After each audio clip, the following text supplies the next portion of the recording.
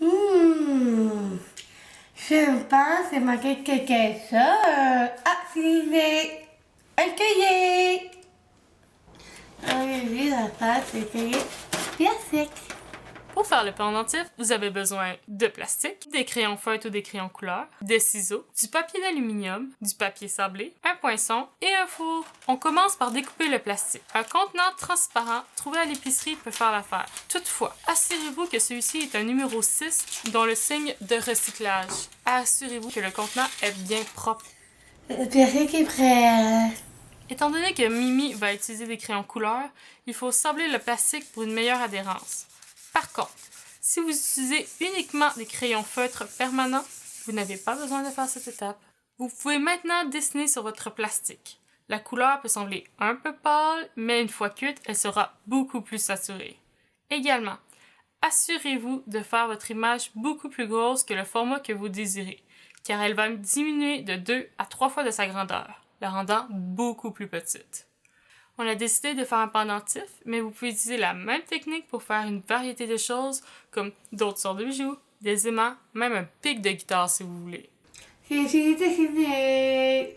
Et là, c'est coupé.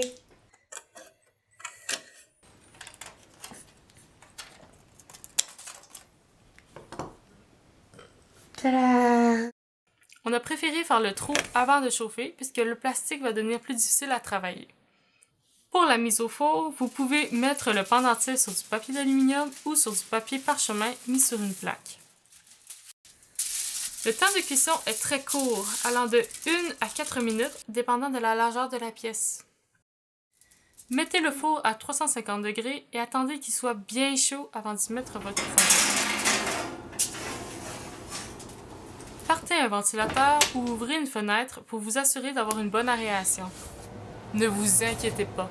Le fait que le plastique se tord de façon intense est tout à fait normal.